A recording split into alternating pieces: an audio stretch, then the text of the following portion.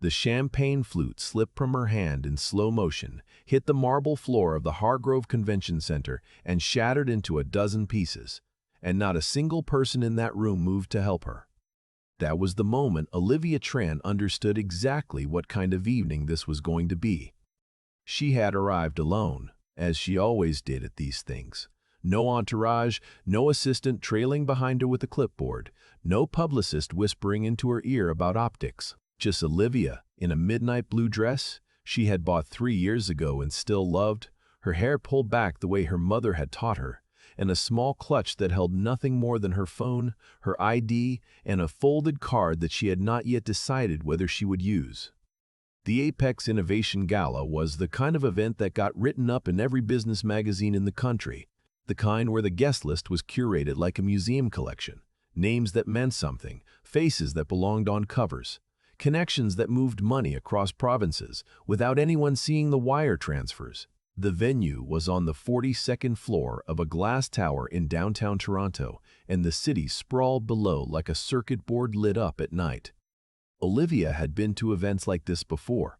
She knew how the room worked. She knew the geography of it, which corner belonged to the venture capital crowd, which cluster near the bar was the tech press doing informal interviews, which table had the quietest people who were actually the most powerful. She had learned to read these rooms the way other people read weather. She picked up the broken stem of the champagne flute herself, set it on a passing server's tray with a small nod, and kept walking. The gala was being hosted by Nexus Dynamics, or more precisely, by its co-founders, Fletcher Drummond and his wife, Celeste Von Drummond. They were the kind of couple that Toronto's business community had collectively decided to adore. Fletcher had built Nexus from a 2-person operation out of a Waterloo garage into what was now, on paper, a $140 million platform connecting enterprise clients to AI-driven logistics software. He was 39, telegenic, fluent in the kind of optimistic language that made investors feel like visionaries for writing checks. Celeste was 36, formerly in commercial law, now the company's chief strategy officer, and the person who, by most accounts, actually made the difficult decisions that Fletcher announced at press conferences. Together, they were photographed at every charitable function in the city. They had a foundation. They had a profile and report on business. Their faces were on a billboard in the financial district that said, simply, "The future is now." Olivia had read all of it. She had read it carefully, the way she read everything, before she had agreed to become one of the silent investors in Nexus Dynamics 18 months ago. She had not told them who she was when she first came in. That had been deliberate. There were reasons for that, and tonight she intended to make those reasons very clear. She was moving toward the bar. Water, not wine, she had learned, when she heard the voice behind her. "Excuse me." She turned. A woman in a cream blazer, one of the event's staff coordinators by the look of her lanyard, was looking at Olivia with a particular expression that Olivia had spent her entire adult life learning to decode, the slight narrowing of the eyes. The chin lifted just a fraction, the assessment happening in real time. "Are you with catering this evening?" Olivia held the woman's gaze for a moment. "No," she said. "I'm a guest." "Right." The coordinator glanced at Olivia's clutch, at her dress, at something she apparently found insufficient. "Do you have your invitation confirmation?" Olivia opened her clutch, found the printed card, the physical one, because she always printed them, she had learned that too, and held it out. The coordinator looked at it, looked at Olivia, looked back at the card. "Olivia Tran," she read aloud, as though checking the name against some internal database of people who were supposed to belong here. "That's me," Olivia said pleasantly. The coordinator handed the card back without further comment and moved away. Olivia watched her go, then turned back toward the bar. This was not the first time. It would not be the last. She had understood that before she walked in. The evening progressed the way these evenings always did, in orbits. People who knew each other found each other. People who wanted to know someone positioned themselves carefully. The room had a current to it, a social gravity, and if you knew how to read it, you could navigate almost anywhere. Olivia did not navigate. She observed. She accepted a glass of sparkling water from a server, found a position near one of the high windows that gave her a clear view of the room, and she watched. She watched Fletcher Drummond work the crowd with the ease of someone who had been performing confidence his entire life. She watched Celeste von Drummond hold court near the presentation stage, her laugh a half-second too precise, her attention always angled toward whoever in the group had the largest portfolio. She watched the Nexus team, the young ones, the developers and the product managers who had been brought in tonight as a kind of living proof of the company's vitality, cluster near the edges of the room, uncertain of the protocol. And she watched the moment Celeste noticed her. It was not a long look. It was the kind of look that contained an entire judgment inside it, assembled in under 3 seconds. The dress, the shoes, the fact that Olivia was standing alone, the fact that no one had come over to talk to her. Celeste's expression did not change. She was too practiced for that. But something shifted in the set of her shoulders. Some small decision was made, and she turned back to her conversation. Olivia noted this. She took a sip of her water. She waited. 40 minutes later, she was standing near the presentation stage when it happened. Fletcher Drummond was approaching the podium to begin the formal remarks, the part of the evening where they would announce the new funding round, the expansion plans, the projected revenue for the next fiscal year. The room was settling, people finding their places, conversations dropping to a lower frequency. Olivia moved slightly to get a clearer sightline to the stage. Celeste von Drummond appeared at her elbow, not approaching, appearing as though she had materialized there with intention. "I don't think we've met," Celeste said. Her tone was cordial in the way that a closed door is cordial. "We haven't," Olivia said. "Olivia Tran." Celeste looked at her. The look lasted slightly too long. "And who are you here with tonight, Olivia?" "I came alone." Celeste's gaze moved across Olivia's face with something that was not quite curiosity. "Are you in tech?" "Adjacent," Olivia said. "Adjacent." Celeste repeated the word the way someone repeats a word they find imprecise. "Well, it's a wonderful event to attend if you're exploring the space. Fletcher's remarks are always very accessible." The word accessible landed the way it was meant to. Olivia smiled. "I'm sure they are." There was a pause. Celeste's eyes dropped briefly to Olivia's clutch again, that small automatic inventory, and then she said, with the warmth of someone doing a courtesy, "You know, the bar is better over on the west side of the room, less of a queue. You might be more comfortable there during the remarks." There it was. You might be more comfortable there, away from the stage, away from the front, in the corner by the bar, where the people who didn't quite belong stood and watched the people who did. Olivia looked at her. "Thank you," she said. "I'll stay here." Something flickered across Celeste's face. Not anger, not yet, more like the surprise of a door that didn't open when pushed. And then Fletcher Drummond, moving toward the podium with the easy stride of a man about to be applauded, stopped when he saw Olivia standing near his wife. He did not stop completely. Just a half-step, the smallest hesitation, a recalibration. He came to stand beside Celeste and looked at Olivia with an expression that was friendly in the way that a billboard is friendly, broad and flat and without depth.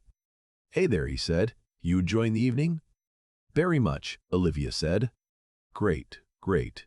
He was already beginning to look past her, toward the podium, toward the room that was waiting for him. "Sorry, I didn't catch. Are you a partner of someone here?" "No," Olivia said. "I'm here's myself." Fletcher laughed, a reflex, not a response. "Right, sure, of course." He put his hand briefly on Celeste's arm and said something low that Olivia didn't catch, and then Celeste turned back to Olivia with an expression that had crystallized into something more definite. "I'm going to be honest with you," Celeste said, and the veneer of warmth was gone now, replaced by the clean efficiency of someone who had decided that politeness had failed. "This is an invitation-only event, and we have a fairly specific guest profile for the evening. If you received an invitation through a +1 situation or an informal channel, I completely understand, but this isn't really the right fit for everyone, and we'd love for you to enjoy the bar area or... I received my invitation directly, Olivia said, from your investor relations coordinator. Brendan Alcott sent it in March. A pause. From your team, Olivia added. Fletcher had stopped moving toward the podium. I'm sorry, Celeste said, the efficiency now carrying a different edge. Could you say your name again? Olivia Tran. Something moved across Celeste's face, a small thing, like a crack in a wall that is otherwise perfectly plastered. She turned to Fletcher and Olivia watched the recognition travel between them like a current, not landing all at once, but arriving in pieces, each piece worse than the last. Tran, Fletcher said slowly. OT Capital. Yes, Olivia said. OT Capital was Olivia's firm. It was not large, and it was not meant to be. It was precise, and it was private, and it had, over the past 7 years, placed capital in 11 companies in the technology and logistics sectors, with a portfolio return that had made several very sophisticated people in this city very quietly wealthy. Olivia had started it at 26 with the proceeds of her first exit, a data infrastructure company she had co-founded during her second year out of the University of Toronto, which she had built for 3 years and sold to an American firm for enough money that she had never needed to mention the number out loud to anyone. She did not have a billboard. She did not do profiles. She did not go to many galas. She had come to this one for a reason. Nexus Dynamics had received funding from OT Capital through a blind trust structure, standard practice for Olivia, who had learned early that the terms she was offered changed when people knew who was offering them. 18 months ago, OT Capital had provided $12 million in Series B capital to Nexus, representing a stake that currently valued at somewhere in the range of $22 million, depending on which of Fletcher's projection models you believed. Fletcher had told a journalist 3 months ago that his investors were predominantly Bay Street old money and a couple of family offices out west. He had said this in a way that painted a very particular picture of who believed in him and what that belief looked like. He had not mentioned that the single largest individual investor in his company was a 31-year-old woman of Vietnamese-Canadian descent who had gone to public school in Scarborough and whose name he had, apparently, not thought it necessary to learn to recognize on sight. Olivia had seen the interview. She had noted it. She had made a decision. That decision was why she was standing here now. I think, Fletcher said, his voice finding its footing again, there may have been some miscommunication on our team's part about the nature of tonight's event. He was regrouping. She could see it happening. The professional recovery, the pivot, the reframe. We should absolutely connect properly, Olivia. I've been meaning to reach out since Q1. This is actually great timing. Fletcher. Celeste's voice low and precise, and something in it made him stop. She was looking at Olivia with an expression that had moved past the recovery and arrived somewhere harder. You should have said who you were when you arrived, Celeste said. Olivia looked at her. Should I have? They would have avoided this. This, Olivia repeated. The confusion. Olivia was quiet for a moment. Around them, the room had begun to notice that something was happening near the stage. The social current was shifting. People were finding reasons to be slightly closer, drinks refilled, positions adjusted, the awareness of an incident forming. I want to make sure I understand you, Olivia said, and her voice was even and clear, the kind of voice that carries without being raised. You're saying that if I had announced my financial position at the door, you would have treated me differently tonight. Celeste opened her mouth. Because, Olivia continued, I have been in this room for 45 minutes. I introduced myself twice by name. Your event coordinator questioned whether I was with catering. You suggested I would be more comfortable by the bar. Your husband asked if I was a partner of someone's. She paused. And I'm wondering, sincerely wondering, at what point in that sequence I was supposed to recite my portfolio to establish that I deserved to stand where I was standing. The silence that followed was the kind that rooms don't produce by accident. It had texture. People had stopped pretending to be in other conversations.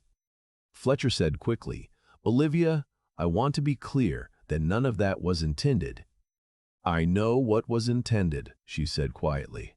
And then she opened her clutch, took out the folded card, not the invitation, the other one, and held it out to Fletcher. He took it, looked at it, his face went very still. It was a letter, 2 paragraphs, on OT Capital letterhead, signed by Olivia and by her legal counsel. It was not a long letter, and it did not use complicated language. It said, in plain terms, that OC Capital was initiating a review of its position in Nexus Dynamics under the terms of the shareholder agreement, specifically the provisions related to conduct and representation. It said the review would be completed within 30 days. It said that, pending the outcome of that review, OT Capital was exercising its right to pause the participation in the upcoming Series C round, for which it had been tentatively allocated a lead position. $30 million, that allocation had been worth. Fletcher's face, as he read, went through several rooms. "This doesn't have to be, Che," he started. "I know," Olivia said. "That's why I brought it in person. I thought it was the right thing to do." She took the letter back, folded it, put it in her clutch. "I also wanted to meet you both properly. I felt like that was overdue." She looked at Celeste, who had not spoken since the moment the room went quiet, and who was standing now with the expression of someone who has just understood, too late, the full architecture of the situation they are in. "Thank you for the invitation," Olivia said. "It's a beautiful venue." She turned and walked toward the exit, and the room, that room full of people who wrote about the future and invested in it and photographed themselves in front of it, moved slightly to let her through. The next morning, the review appeared. Not a feature, a column, 3 paragraphs, the kind of thing that gets forwarded in finance circles without comment because the comment is implicit. It noted that a significant investor had withdrawn from the Nexus Dynamics Series C. It noted that the withdrawal had occurred the evening of the Apex Gala. It did not speculate on the reason because it did not need to. By the end of that week, 2 smaller investors had requested calls with the Nexus board. A journalist who covered tech funding asked Fletcher's publicist in an email whether the company had any comment on a shift in the investor profile for the upcoming round. A partner at one of the Bay Street firms that Fletcher had cited in that interview, Old Money, he had said, reached out to Olivia directly, not to discuss Nexus, but to introduce himself. He had heard her name recently, he said, and thought it would be good to connect. Olivia replied that she would be happy to meet for coffee the following week. She chose a place in Scarborough, not far from where she had grown up, a small cafe that made Vietnamese sandwiches and kept the television on the news and had, on its walls, photographs of the neighborhood from 40 years ago. She did not choose it by accident. The Nexus Series C closed 3 months later, significantly restructured, with a different lead investor and a revised valuation that was 12% lower than the original projection. Fletcher gave a brief statement about strategic evolution in the funding approach. Celeste's name disappeared from the company's public communications, and by autumn, she had stepped back from her role at the firm, described in one brief notice as pursuing new opportunities. Olivia did not follow the story closely. She had other things to work on. There was one last detail that made its way into a small business newsletter, the kind that circulates in Toronto's tech community and is read by everyone but acknowledged by almost no one. It noted that OT Capital had made a new investment, a seed round in a logistics AI startup founded by 2 women who had previously been mid-level engineers at Nexus Dynamics. They had left the company 6 months earlier. The newsletter described the investment as a quiet vote of confidence in underestimated talent. Olivia had met the 2 founders over lunch in a restaurant on Queen Street East. They had brought a deck and an Excel model, and an apology for the deck being still rough in places. She had asked them to put the deck away. She had asked them what problem they were actually trying to solve, and then she had listened for 40 minutes without interrupting. And at the end she had said, "I think this is worth pursuing seriously. Let's talk terms." That was how she worked. It had always been how she worked. No billboard, no profile, no announcement. Just the work and the patience to let the work speak in the rooms where it mattered, at the time of her choosing. I've thought about that champagne flute a lot since I first heard this story. The way it hit the marble and just scattered, no one moved, and I think that image stays with me because it's such an honest picture of how these moments actually go. The mess is visible. The reaction tells you everything, and the person who caused it never thinks they'll be the one left standing in the wreckage. Olivia didn't walk into that gala looking for a fight. That's the part I keep coming back to. She walked in prepared, which is a completely different thing. She had done the work for 18 months before that evening. $12 million placed carefully, terms negotiated through a structure that kept her name out of the room until she chose to put it there herself.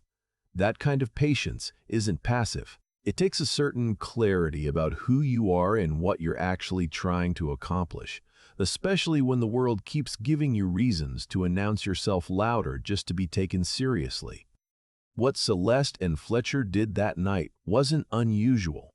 That's the uncomfortable part. The assumption that someone who looks a certain way, arrives alone, doesn't fill up a room with noise, must not belong in it. Most people in that position would have corrected the record immediately, would have said the name, said the number, watched the faces change, and honestly, who could blame them? There's a real temptation to lead with credentials when someone is looking at you like you wandered in by mistake. Olivia didn't do that. She held her ground without flinching, and she let them keep going until the picture was complete, until there was no ambiguity about what had happened and why. That's not just patience. That's a kind of integrity that most people don't develop without going through something hard first. It's the understanding that your worth isn't contingent on whether the person in front of you recognizes it. You don't shrink to make them comfortable, and you don't perform to make them believe. You just stay exactly where you are and let the truth catch up. The intelligence part of the story is easy to admire. The blind trust structure, the letter prepared in advance, the timing of the Series C withdrawal, those were smart moves. But I think the harder thing, the thing that actually required the most from her, was knowing when to stop. Knowing that she didn't need to humiliate them publicly, didn't need to make a scene, didn't need the room to applaud. The letter was enough. The exit was enough. She had made her point with precision, not performance. I think about the two engineers she eventually funded, the ones who had left Nexus quietly and were building something new with a rough deck and an apology for it not being polished yet. Olivia asked them to put the deck away.